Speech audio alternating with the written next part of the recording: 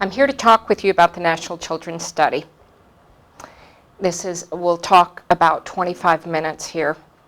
This is a recent article from the New York Times. The woman sent by government scientists visited the Queen's apartment repeatedly before finding anyone home, and the person who finally answered the door, a 30-year-old Colombian-born waitress named Alejandra, was wary.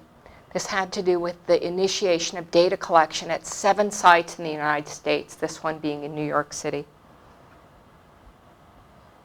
This study is being conducted because it is not known if exposure to media contributes to antisocial behavior in children and adolescents. It is not known if children's exposure to environmental endocrine disruptors is associated with infertility or reproductive problems later in life. And many of you know, in terms of the bisphenol A that was passed by our legislature in the recent session, the concern about phthalates and other substances in the environment that are known to cause estrogenizing effects in the population, and certainly are in frogs and other types of things, so there's concern about that. It's not known if a perinatal infection increases a mother's risks of having a child that develops schizophrenia later in life. And then finally, it's not known if impaired glucose metabolism is associated with birth defects. So an important question is, why not? Why don't we know this information? And many of you understand that there are challenges in making health discoveries, and some of those challenges really have to do with the science of rare events. And even if we're looking at tracking, understanding the development of autistic spectrum disorders, if you have 1 in 100 children that has a related diagnosis, but you're looking prospectively from the time of birth to understand what could be related to that, if you're tracking 1,000 children, you're just going to see 10 or fewer that have that disorder. Another challenges in making healthcare discovery is that we know that there are critical windows of development, and that we know that an exposure to a certain environmental agent in week 12 of gestation, or in week 8, or in week 22 makes a very specific difference. So unless we understand kind of the duration of gestation in relation to the exposures at that time, we're limited in terms of our understanding. And then finally, epidemiologists like to use the term genetics loads the gun, environment pulls the trigger.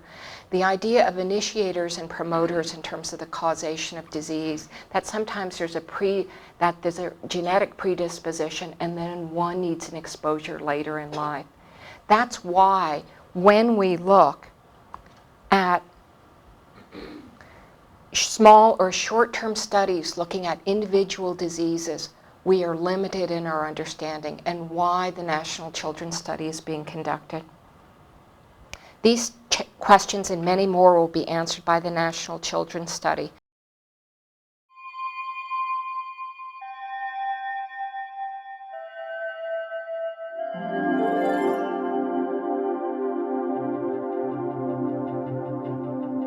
When I grow up, I want to be a singer. When I grow up, I want to be a dentist. Every child grows up with dreams of the future. Their own, their parents', their family. I can't remember what. I want to be a mechanical engineer. Una doctora. And every one of those dreams starts with being healthy. I'm going to be a professional piano player. There's nothing more fundamental. A baseball player. I'm going to be a ferry boat captain. I think I'll be an elementary school teacher or maybe a nurse practitioner. I want her to be strong. I want him to be safe. I just want him to be healthy. I want him to be happy. I just want to help her follow her dreams. Every American parent wants the very best for their children. They want them to grow up healthy, exposed to the best education that they can get, so that they have the optimum chance to reach adulthood, free of disease and disability, and able to achieve their full potential. That's why hundreds of thousands of Americans, children and their families, will be joining forces, coming together to participate in the National Children's Study. The National Children's Study is the largest, boldest, and most innovative study of children's health and disease ever done. It will be a representation of the nation's children, which means that it will include children from all social economic groups and children from all races and ethnic groups. The National Children's Study is a study of 100,000 children to try to understand the role of environment in child health and disease. This landmark health effort, the largest and most comprehensive health study of children ever, will enrich the future with invaluable medical knowledge, helping generations of American children lead healthier lives. I see this as the first opportunity for our nation's children to get their fair due. It will involve 100,000 children and families over the course of 21 years. Those 100,000 children will represent 100,000 mothers, 100,000 fathers and aunts and uncles in communities scattered all across the United States. And from this, we'll learn very important lessons about health and about disease. The National Children's Study will focus on just how environmental exposures interact with the genetic information to either result in or prevent healthy and productive children. We have ongoing epidemics of certain childhood diseases, for example, asthma. And for mortality, so obesity, diabetes, any number of risk-taking behaviors, autism, learning disabilities, cardiovascular disease, and even injuries. Increase that we're seeing in diabetes type 2, which we didn't see 10 or 15 years ago. A number of diseases which are new diseases for us. They weren't around 30, 40 years ago to the degree that they are now. There might be some trends that are going on now that we can counteract. Each one of us who is a healthcare professional, particularly a children's healthcare professional, has seen this shift in children's health over the last decades. And we stop and pause and say, why? The study was conceived to look at child development from preconception all the way through until they're 21 years old. We have not ever done this. It will give us information and evidence that will provide better explanations and understanding for so many conditions that today are affecting not just an individual or groups of individuals, but entire populations. The National Children's Study is our effort to understand one of the great mysteries in pediatrics today.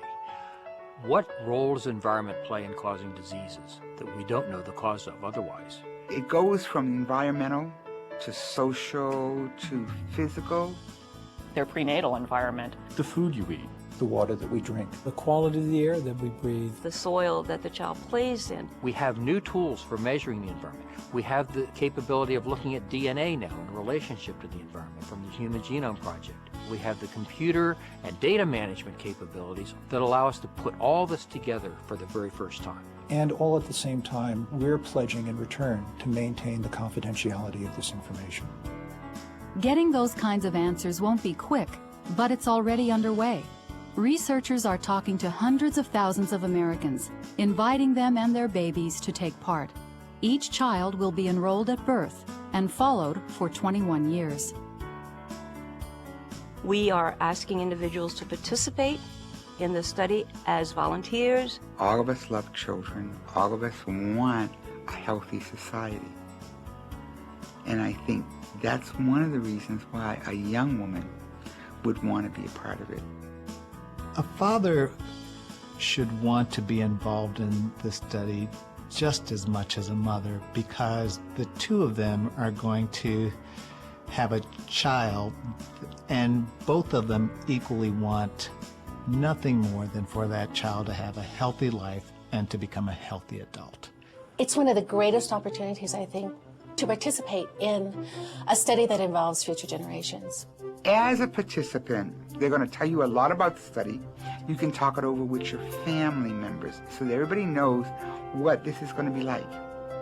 And then there are going to be some screening things that they're going to do. There's going to be some questionnaires. Some of it will be done over the phone, and some of it will be done in home visits. And it's an opportunity for our family to really make a significant contribution to understanding the health and disease of children in the United States. It's a way to really give back to society, if you will, or contribute to society in a very meaningful and tangible way. A child's health is very much dependent not only on the child's social and physical environment, but also how genetics and the environment interact.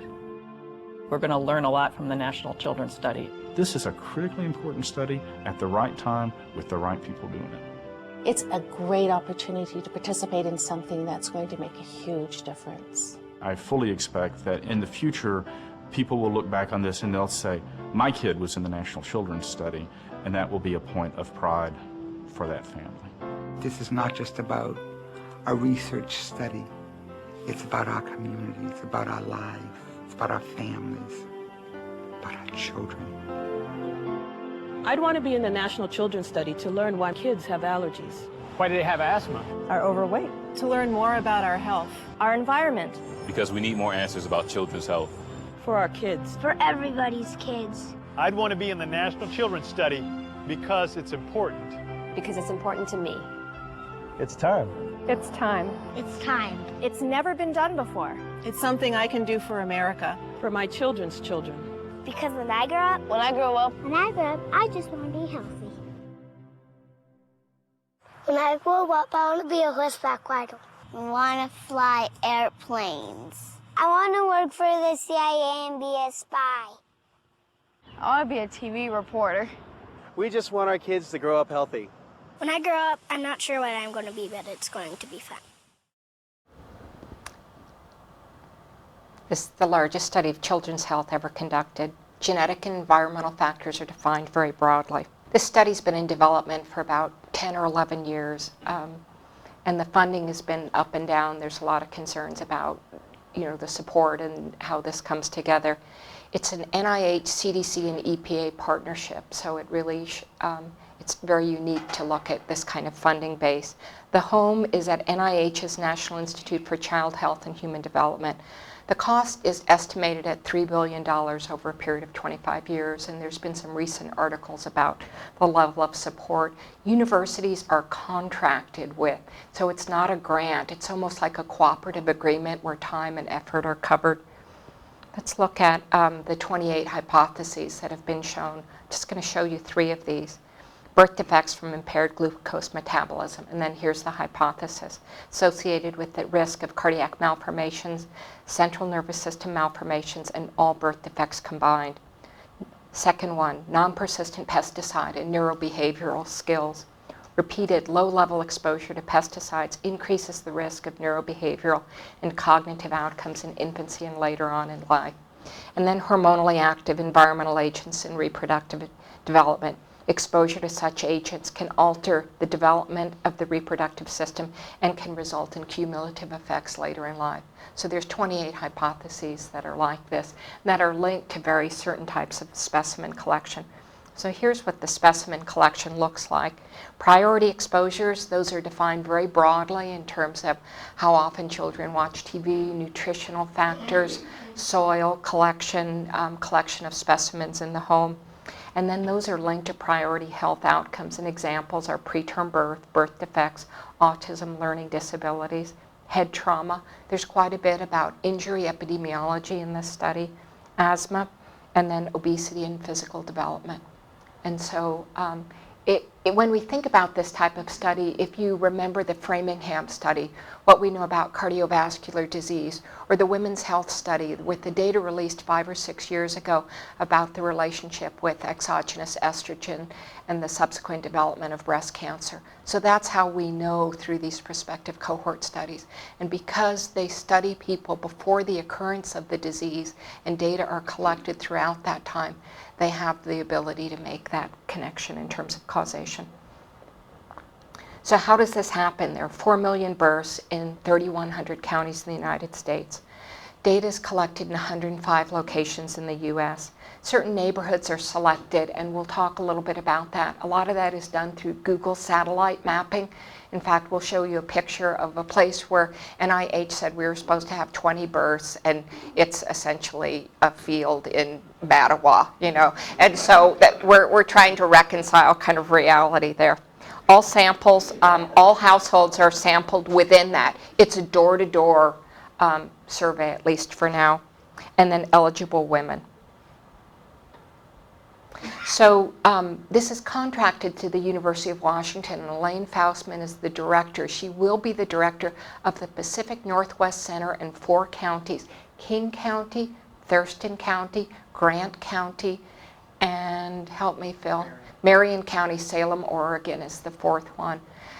Through kind of an odd thing of fate, we came on before any of those, including first we kind of leapfrogged over OHSU, and then we were put ahead of Seattle, King County, and I think it has to do with Grant County has 58% of its births to women of Hispanic ethnicity, and it's a highly rural area.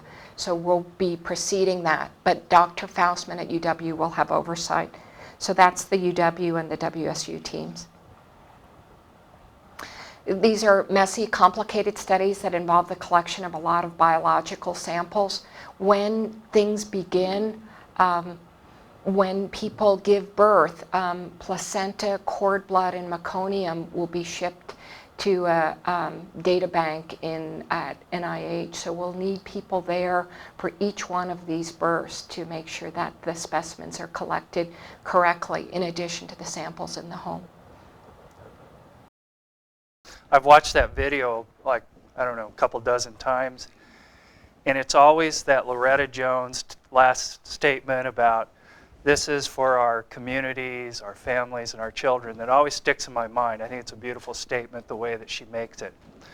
The National Children's Study, when it was conceived, it was decided this would be a population-based sample. So NIH and CDC and EPA decided they would pick sites representative of the U.S. population.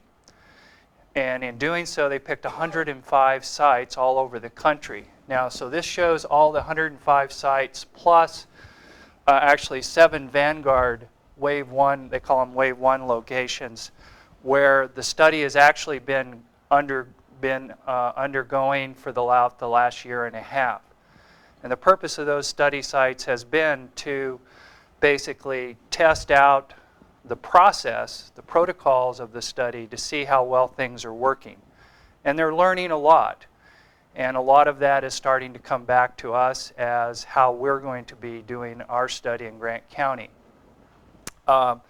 If you saw on that video, you probably noticed a lot of shots were of Salt Lake and the Salt Lake area, kids in Salt Lake. The University of Utah has been one of the major vanguard centers of the study since the inception of the work.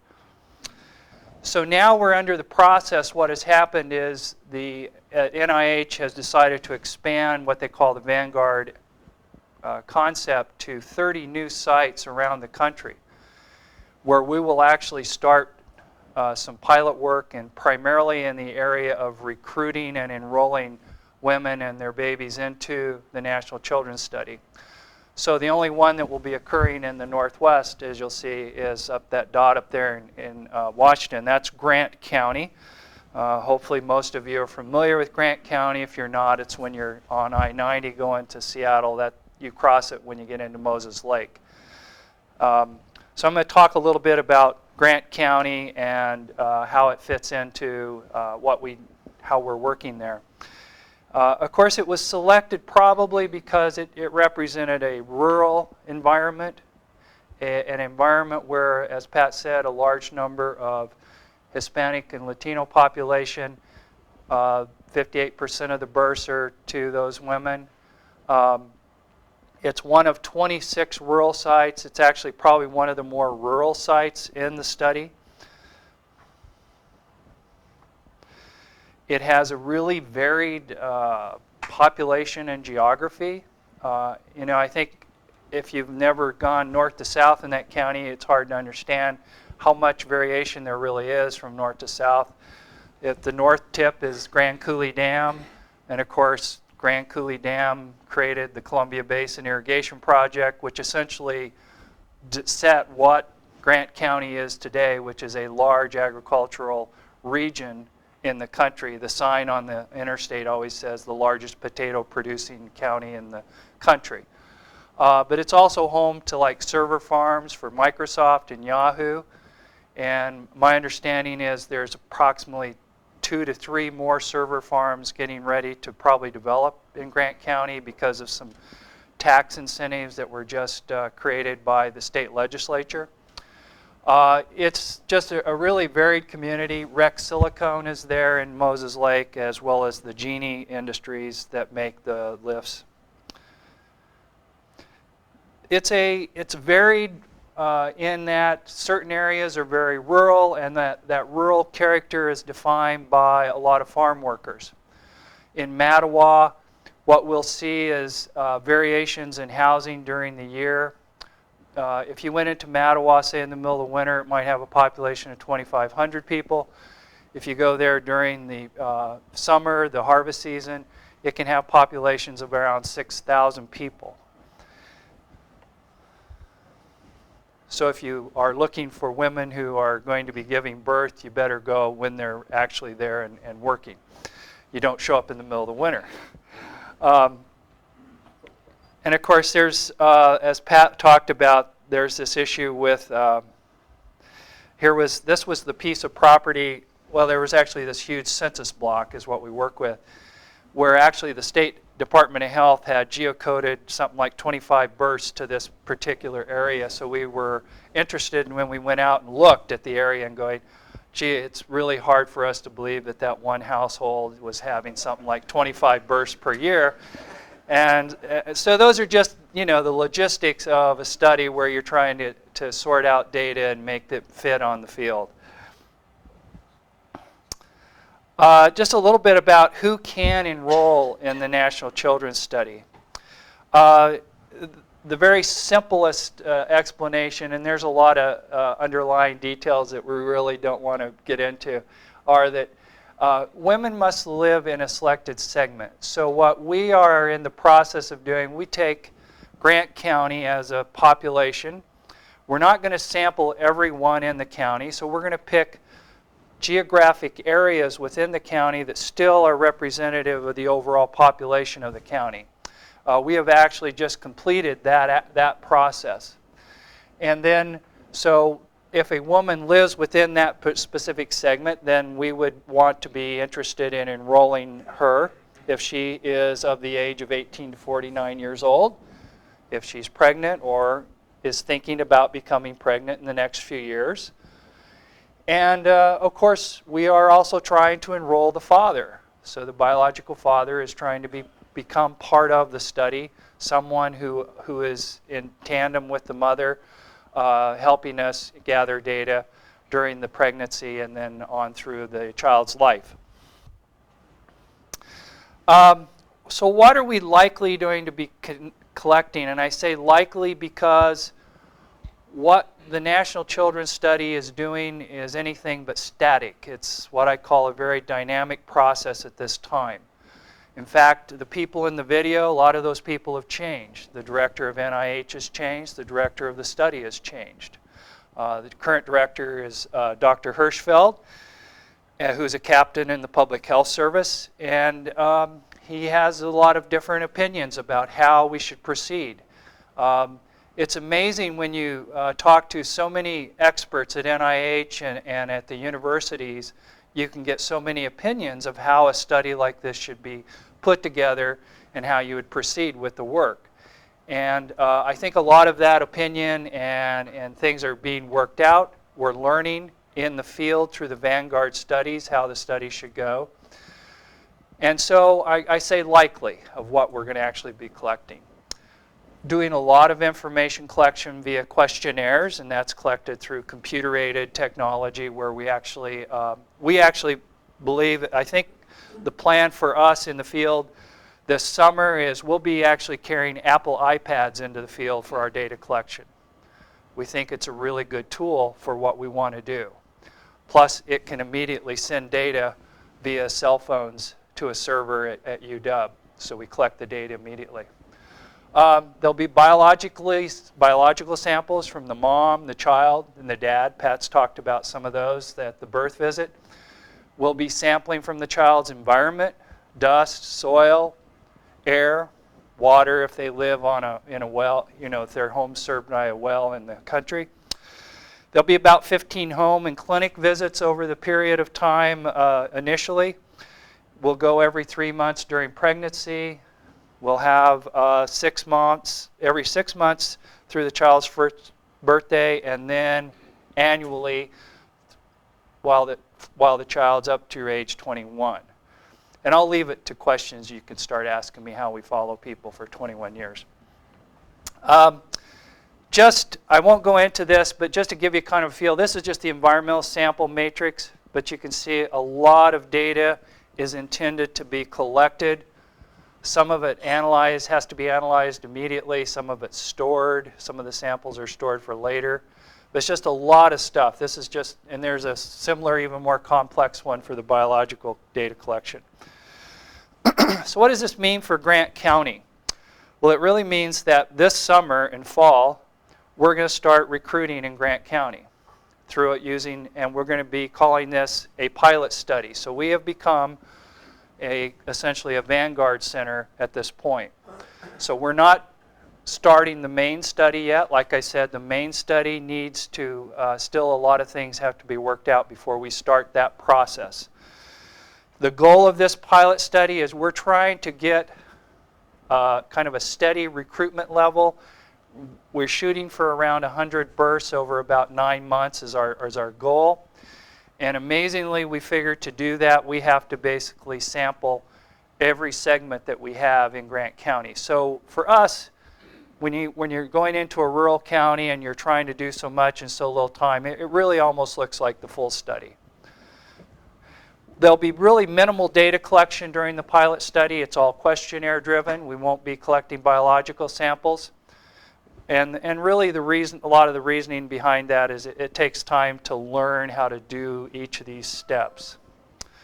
And of course, this pilot study will then go to inform the main study. When we start the main study in Grant County, our goal will be to enroll 1,000 mothers and their babies. Down here in Grant County, we have a field office that will be established in Moses Lake, and then there's a very large field crew that will be working out in the field, probably somewhere in the range of 20 to 25 people working pretty much for 9 months trying to go through our recruitment phase. And these are the people out in the field. So that's what we're trying to accomplish in the many positions that we have. So the initial findings from the National Children's Study will become available within a few years. As I said, some of the data and samples are being collected and archived. Some will have to be analyzed immediately. But there are certain things that we are already have started to learn a little bit about.